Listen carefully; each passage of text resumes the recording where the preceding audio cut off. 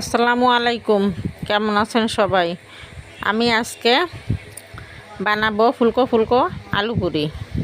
প্রথমে আমি একটা বাটিতে 2 কাপ আটা, তার মধ্যে হাফ চামচ লবণ, 1 চামচ কালো জিরা, 2 টেবিল চামচ সাদা তেল দিয়ে ভালো করে মিশিয়ে অল্প অল্প পানি দিয়ে জাস্ট একটা রুটির ডো তৈরি করে সামান্য তেল মাখিয়ে ঢেকে রেস্টে রাখবো 20 মিনিট।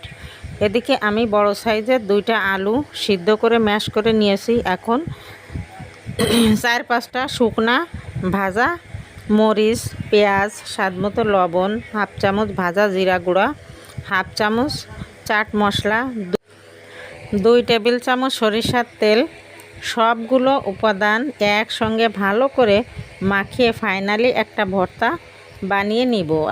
কি গ্রান! এবার এক সাইডে রেখে দিব।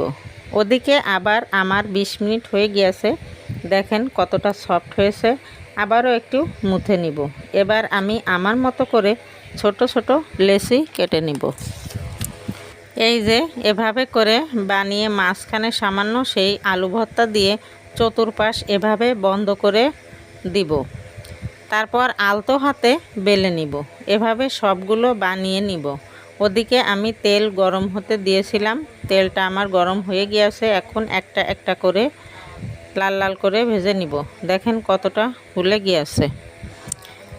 আজ আর নয়, আজকের মতো এখানে বিদায় নিচ্ছি। দেখা হবে অন্য কোনো ভিডিওর সঙ্গে। আমার ভিডিও যদি ভালো লেগে থাকে তাহলে অবশ্যই একটা লাইক দিবেন। আল্লাহ হাফেজ।